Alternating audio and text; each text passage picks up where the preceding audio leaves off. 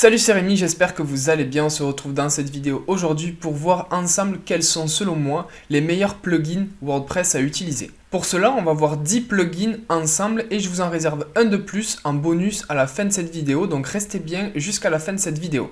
En tout premier, je vous recommande Defender. Defender est un outil, une extension, un plugin de la suite de WP Mudev, une suite que j'aime beaucoup, une entreprise que j'aime beaucoup. Donc Defender, c'est quoi? Defender, c'est une extension qui va vous permettre d'analyser votre site, de le scanner, d'améliorer la sécurité de votre site internet. Ça va être comme WordFence. Ensuite, deuxièmement, on va avoir Akismet. Akismet, ça va être une extension, un outil, un plugin de la suite de Automatic, je crois, de mémoire, je ne veux pas dire de bêtises, qui représente WordPress. Donc c'est la société mère de WordPress. Alors, Akismet, qu'est-ce que c'est? Akismet, ça va être une extension qui va vous permettre de faire de l'anti-spam. Ça, c'est bien à retenir parce que des fois, vous allez être spammé au niveau des commentaires énormément. Alors que si vous ajoutez cette extension, vous la configurez et avec le plan gratuit, vous n'aurez pas besoin de faire quoi que ce soit. Vous aurez un filtre anti-spam. Actuellement, Defender ne propose pas d'anti-spam. Donc, c'est pour ça que je vous recommande en 2 Akismet. En 3, on va avoir Hummingbird. Hummingbird, qu'est-ce que c'est? C'est une extension toujours de la suite de WP Mudev qui permet de minifier les ressources du site internet, les technologies, le JavaScript, le CSS, l'HTML.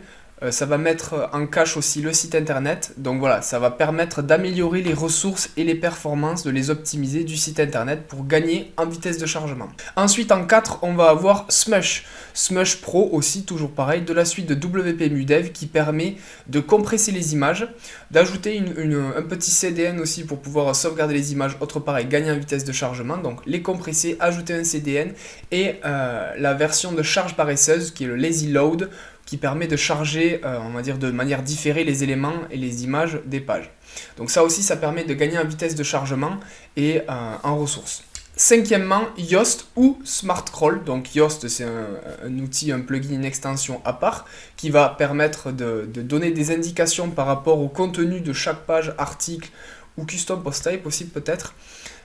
Sur le contenu, sur la lisibilité et sur la visibilité pour savoir si on va être bien positionné par rapport aux mots-clés qu'on a sélectionnés. Donc d'un côté on a Yoast et de l'autre on va avoir SmartCrawl qui va être la même chose, exactement pareil, mais version WP Mudev. C'est la même chose. En plus de ça, vous avez un petit outil d'analyse pour savoir, pour avoir un rapport complet de votre site internet. Donc ça peut être intéressant aussi de passer sur cette version-là plutôt que de Yoast. Ensuite on va avoir Snapshot. Alors Snapshot, qu'est-ce que c'est?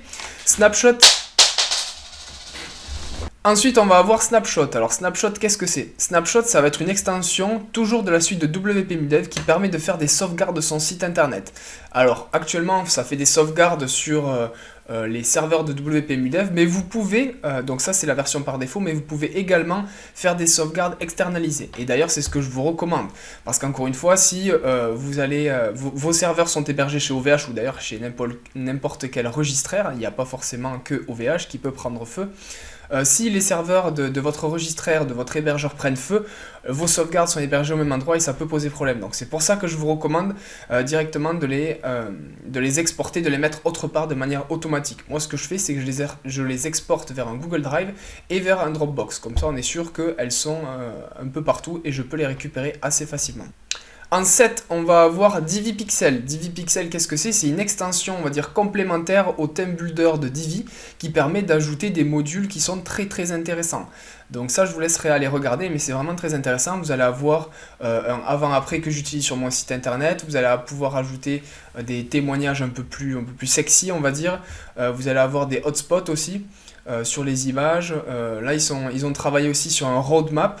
Un toggle aussi au niveau du prix, c'est-à-dire vous avez un prix par mois et un prix par an et vous allez pouvoir différer le prix.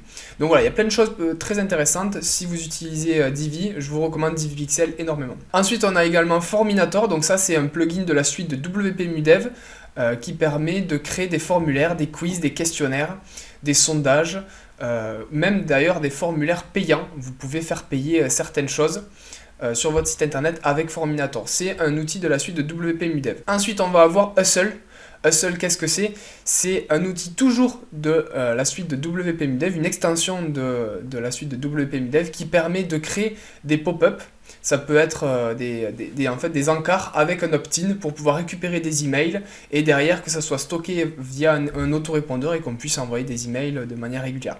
Donc vous avez pop-up, opt-in, etc.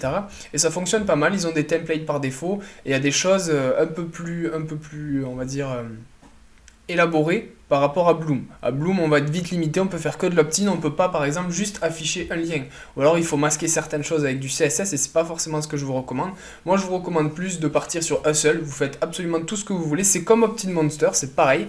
En plus vous aurez de la data au niveau du tracking, c'est-à-dire combien de personnes l'ont vu, combien de personnes ont cliqué dessus, etc. Donc ça peut être vraiment très intéressant. Belle alternative à Bloom. Ensuite, en 10, on va avoir MemberPress. MemberPress qui est un outil, une extension qui permet de créer des espaces membres et des adhésions. Donc ils appellent ça des memberships. Ça va être par exemple une fiche d'adhésion pour un client qui va souscrire à une offre, que ce soit mensuelle ou fixe.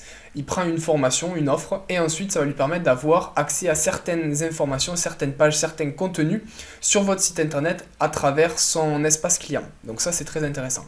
Et le petit bonus, en 11, c'est Tidio. Tidio c'est une extension aussi qui est très intéressante, qui permet d'afficher un chatbot. Donc c'est gratuit, vous avez un plan gratuit qui fait largement l'affaire. Donc moi j'arrive vite à la limite parce que j'ai un nombre de visiteurs quotidiens qui est assez énorme. Donc du coup je suis vite limité, il est plus trop utilisable au-delà d'un certain nombre de vues on va dire. Mais je vous le recommande quand même parce que l'application est vraiment très sympa, très ergonomique, très fluide, très facile d'utilisation. Vous irez voir, vous cliquez sur le lien, vous vous inscrivez, c'est gratuit. Et vous allez pouvoir faire des schémas. C'est-à-dire, si la personne arrive sur cette page, je vais lui proposer ce message. Par contre, si elle arrive sur cette page-là, je vais lui proposer ce message-là. Si je vais lui proposer 3 réponses par rapport à cette question. En fonction de ce qu'elle répond, on va lui poser ça comme question, on va lui demander ça comme question, etc. Je suis même allé encore plus loin. Je l'ai même couplé avec Slack, pardon. Je l'ai couplé avec Slack, pourquoi? Par exemple, si on a une demande de ticket, de questions particulières et que c'est une personne qui est déjà client chez nous, une fois que la personne clique que c'est déjà un client et qu'elle remplit toutes ces informations-là seront retranscrites sur Slack et ça crée aussi un ticket sur Asana pour pouvoir ouvrir en fait une fiche, on va dire une fiche produit, une fiche problème, ticket, un support au client. Donc ça peut être très intéressant, ça c'est à voir un peu plus tard. N'hésitez pas à me dire dans les commentaires les 3 plugins que vous utilisez le plus, je suis assez curieux de savoir. Et enfin, si vous êtes encore ici, c'est sans doute que vous souhaitez développer votre site internet, votre site WordPress. Donc vous cherchez des alternatives, des plugins, des solutions qui pourraient vous aider.